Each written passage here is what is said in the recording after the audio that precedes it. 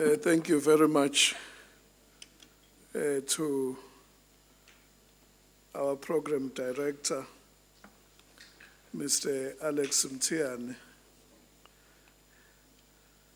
now to address the investment forum after lunch is quite a task, but I will try my best.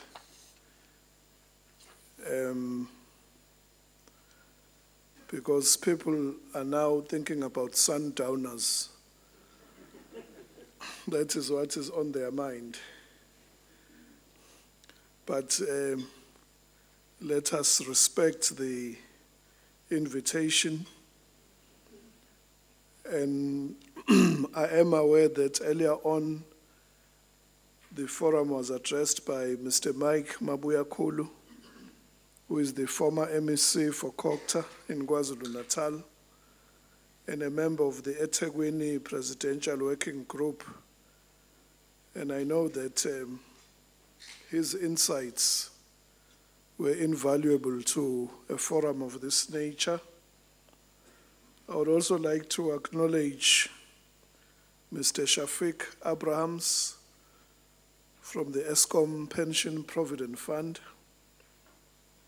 Mr. Vivian Reddy, Chairman of Oceans Development, Mr. Quinton Zunga, who is the founder and CEO of RH Managers, Dr. Thandi Ngcobo, founder and CEO of Fuze Aviation, Mr. Elias Masilela, Mr. Duma Qubula, Mr. Kit Sibisi from Transnet Rail, all our panel facilitators, investors, stakeholders, members of the media, and esteemed delegates. Let me welcome this opportunity on behalf of the government of KwaZulu-Natal to say a few words at this inaugural KwaZulu-Natal Investment Forum. This forum takes place at an important time because it brings together government, institutional investors, and the private sector to shape the future of our provincial economy. And allow me to commend the organizers for recognizing the important role that pension funds, development finance institutions, and asset managers play in unlocking long-term investment. In my previous life, I was a mayor for 7 years, and you had the municipal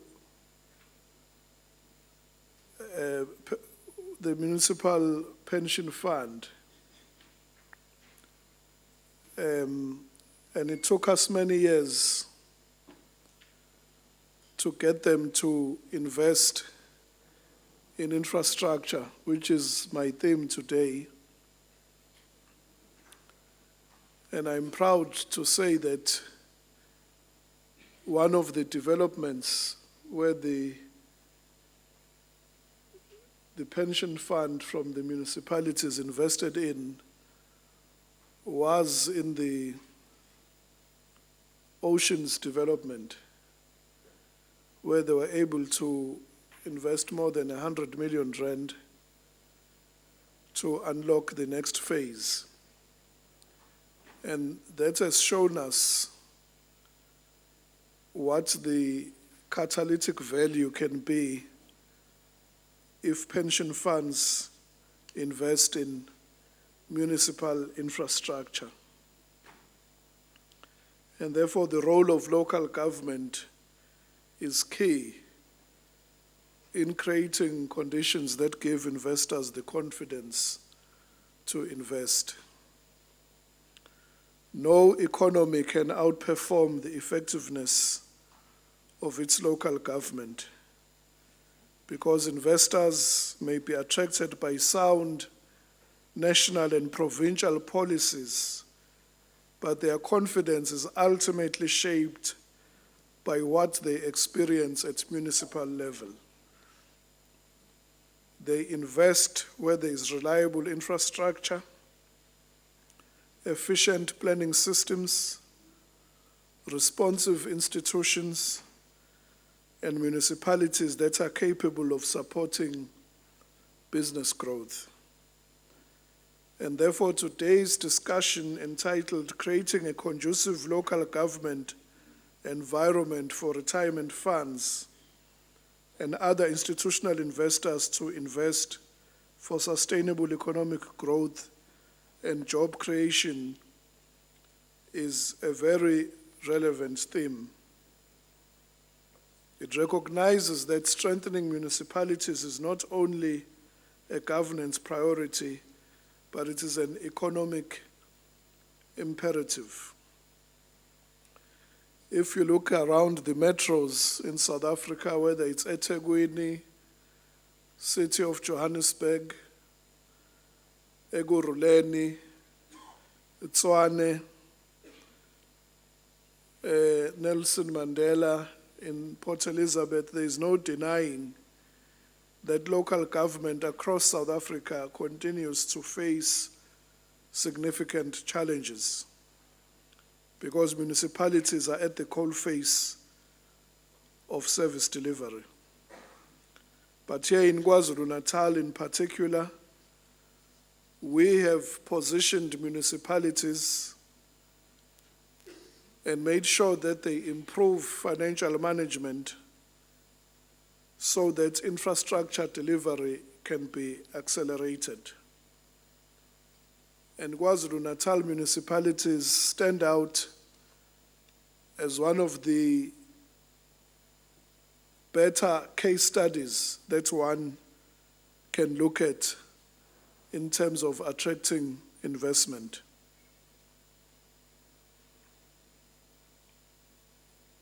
Investors require certainty. They require reliable water and electricity, and the enforcement of laws. One of the biggest impediments in the province is the high cost of electricity.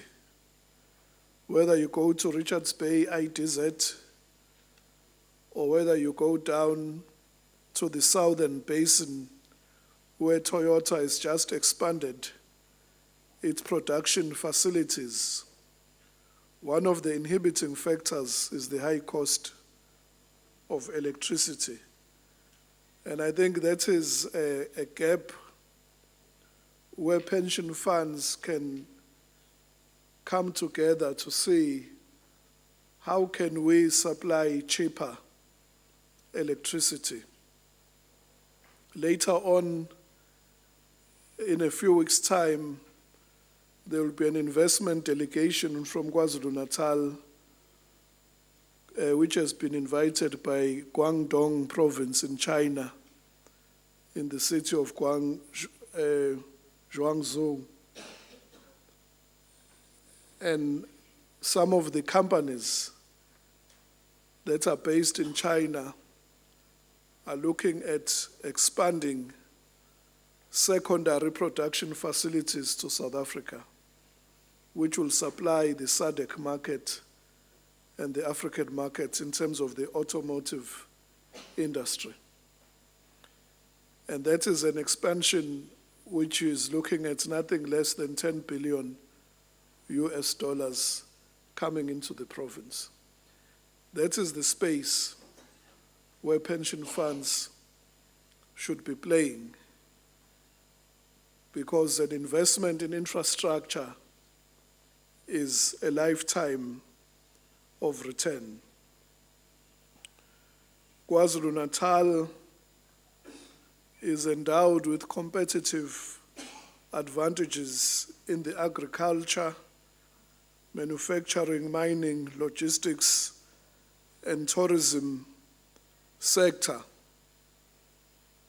Before I arrived at this meeting, we were just announcing out at Thulasizwe, where the Hilton Hotel Group is investing 400 million in a new hospitality infrastructure project along the N2, which will link with Thulasizwe Game Reserve, but also Ismangaliso Wetland Park, which is a World Heritage Site. And I think in this province, we are underselling ourselves in terms of investing into the tourism economy, because that is an economy that has huge potential. And it is investors from outside the country that are leading in that sector, whereas we, even as local pension funds, have an opportunity to participate in that area. The launch of Africa's first Club Med resort here in South Africa in the Ilembe district, just out in Tinley Manor, has secured 2.1 billion rand worth of investment. And that was made possible through the collaboration between investors, provincial government, and the KwaDukuza municipality. The necessary approvals were fast-tracked from AIA to all the other necessary approvals, even from bringing the energy supply closer, leading up to the handover of the occupation certificate, because that resort is now ready to operate. But beyond Club Med fulfilling its own objectives, it has now acted as a catalyst for the downstream investments. Around Club Med now, we are seeing secondary activity taking place in the retail and leisure industry, which is feeding off this investment of 2.1 billion. They've also linked further up with our game parks so that they offer a world-class tourism offering. These are just some of the examples which I am mentioning, because investing in local government infrastructure, if properly coordinated, will yield the necessary returns. And therefore, if you look at the Umhlanga Balito corridor, extending further north up to Mthunzini, is emerging as one of South Africa's fastest growing wealth corridors. And this reflects the growing investor confidence in the province of KwaZulu-Natal and reinforces this province's position as the most attractive destination for long-term investment. And therefore, these successes demonstrate what is possible when our municipalities are working. And we take this investment forum not only as an exchange of ideas, but we feel that it is the marking of a new chapter for this province, so that all this investment potential that is in this room will be transformed into tangible and practical projects for the benefit of this province. And therefore, distinguished guests, the policy environment within which we operate as a country must inspire confidence. And as government, we are reassured, even when at a national level, in institutions like the PIC, if there are any ripples government is quick to provide leadership and ensure certainty. And that is the type of thing that investors like to see. South Africa's pension funds manage significant pools of long-term capital. Through well-structured partnerships, these resources can help finance infrastructure that improves service delivery. This is not a new concept. Municipalities already work with institutions such as the Development Bank of Southern Africa. Last month, we hosted the KZN Water Summit,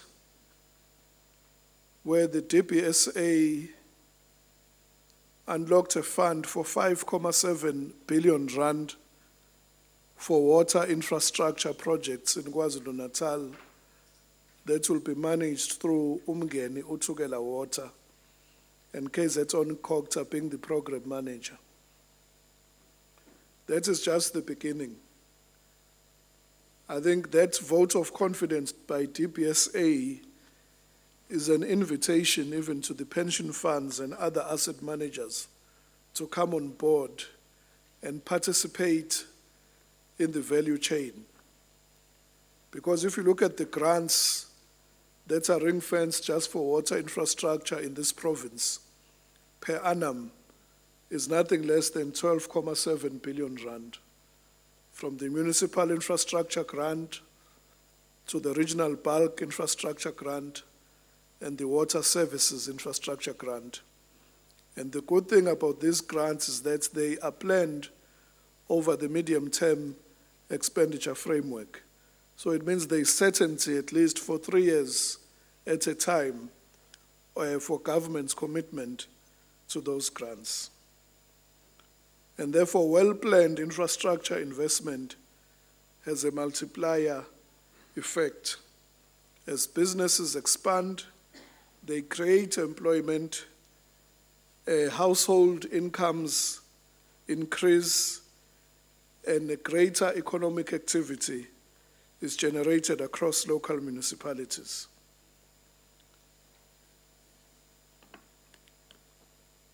Esteemed guests, supporting municipalities to streamline key processes and supporting municipalities through infrastructure investment is not a corporate social investment exercise. You are not doing municipalities a favor. You are creating an efficient and transparent economic system. And therefore, ultimately, all players need to come on board. Government must do its part, municipalities must do its part, but without the requisite investment in infrastructure, all these goals that we have will remain just pipe dreams. In that regard, I think there is a model that President Ramaphosa has introduced, which the private sector has not come on board to embrace, and that is called the district development model, where we are seeing collaboration across all three spheres of government to ensure that investment opportunities are supported by coordinated planning. One budget, one plan. Because what often confuses investors is if they go to the municipality and when they need the EIA approved, the municipality says, no, go to the provincial government. And they go to the provincial government and they need the zoning approved. Then the provincial government says, go back to the municipality. And when they need a trading license, then they are told to go to the national government.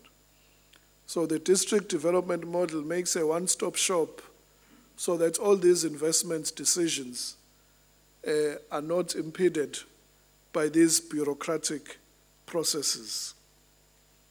And therefore, as the Department of COGTA in KwaZulu-Natal, we play a central role in supporting municipalities to become investment ready. Just next week, we will be hosting the Uthukela Investment Summit, where Heineken will be making a major announcement of a production facility here in KwaZulu-Natal. It's one of the biggest investments into manufacturing and production which has happened in the last few years in the country. And that is made possible by municipalities becoming investment ready.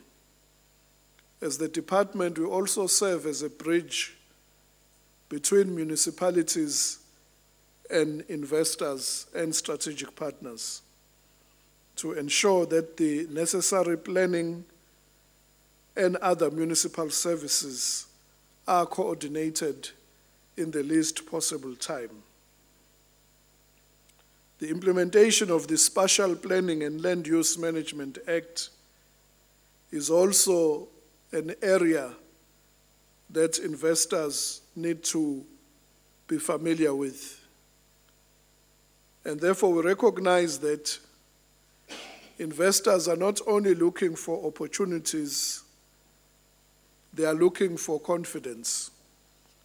Confidence that projects are properly planned, confidence that projects will be completed on time, and confidence that projects will be completed within budget. There is nothing more distressing than for a project scope which was 2 years in terms of the time frame, still being uncompleted 5 years later.